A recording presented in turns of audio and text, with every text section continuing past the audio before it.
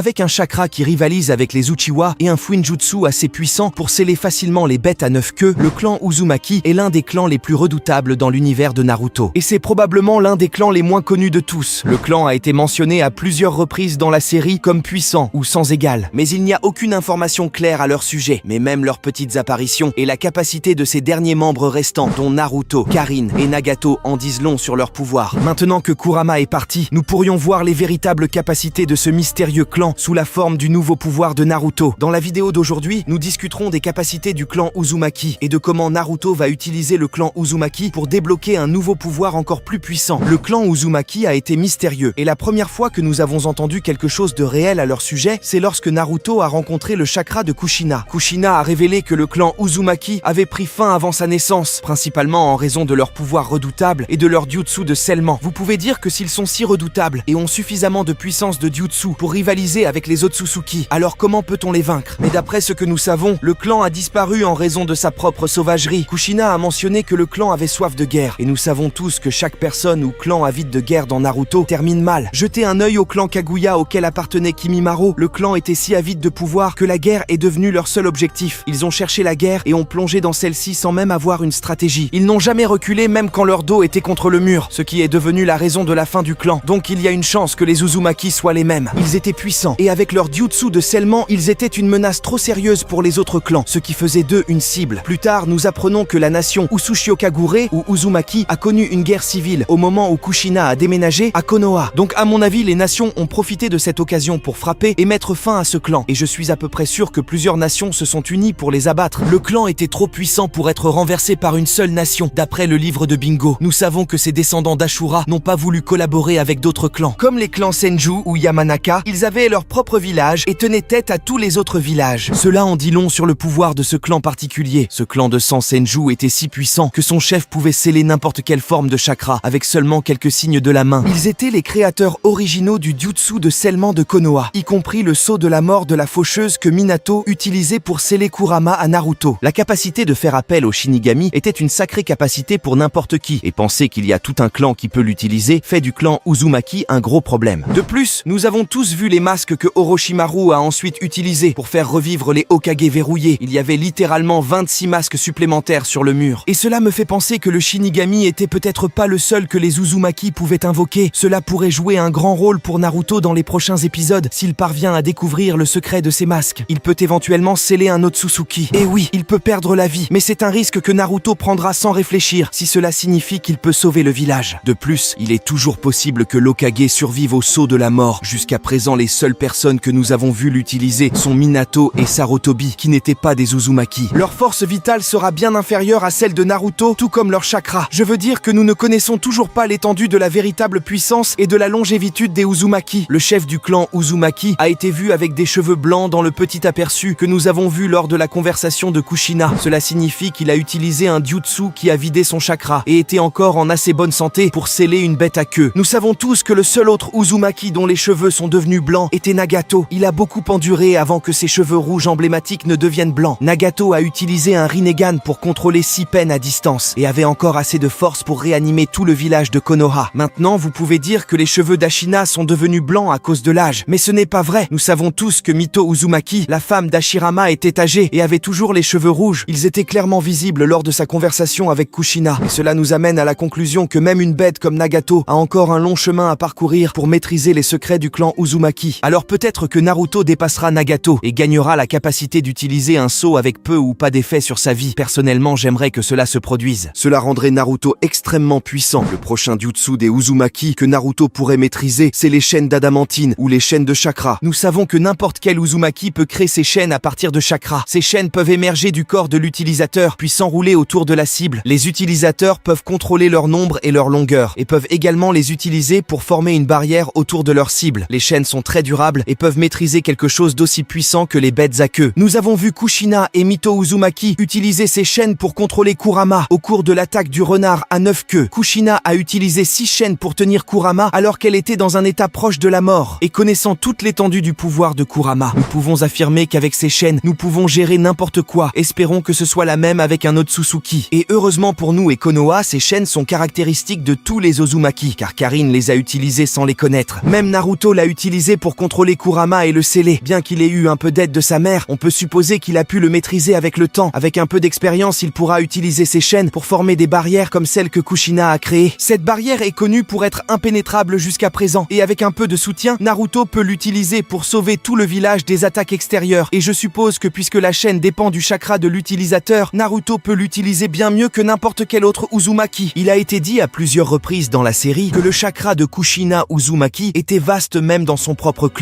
et Naruto en a hérité. Cela aurait été encore mieux avec Kurama toujours à l'intérieur de lui. Je veux dire que les chaînes de chakra de Naruto auraient été incassables avec le chakra de Kurama, mais cela peut toujours bien fonctionner, même sans Kurama. Naruto a toujours sa connexion avec d'autres bêtes à queue. De plus, il peut toujours utiliser son mode ermite pour améliorer les chaînes. En fait, les deux sont tout à fait compatibles. Pour commencer, le mode ermite a besoin d'immobilité, et les chaînes de chakra peuvent être contrôlées sans bouger un muscle. Maintenant, le prochain jutsu que Naruto pourrait apprendre est le Sotori. Le jutsu a été utilisé maintes et maintes fois dans la série, principalement pour contenir la bête à queue. Jusqu'à présent, nous avons vu Kushina et Mito utiliser ce jutsu pour rattacher les 9 queues à un rocher. Pendant la guerre des chakras avec Kurama, Naruto l'utilise pour le maîtriser, et un jutsu qui peut rivaliser avec la puissance de 9 queues n'est certainement pas faible contre un Otsutsuki. Cela n'aidera peut-être pas Naruto à maîtriser l'Otsutsuki, mais cela lui donne une chance de se battre. Un autre gros problème à propos du Sotori est qu'il est assez similaire aux portes de la divinité utilisées par Hashirama. En fait, je crois que c'est le même jutsu. Hashirama avait de bonnes relations avec les Uzumaki et a peut-être appris ce jutsu grâce à eux. Les jutsu forment des portes Tori autour de la cible, les verrouillant sur place, et Hashirama l'a utilisé pour contrôler le démon à 10 queues. Et peut-être que le Sceau peut être encore plus puissant. Pour le moment, le démon à 10 queues était l'être le plus puissant de toute la série Naruto. Une autre chose à noter, c'est que Hashirama a utilisé son mode sage pour utiliser ce jutsu, tandis que Naruto, Kushina et Mito pouvaient l'utiliser dans leur forme normale, ce qui signifie que soit le chakra normal de notre Hokage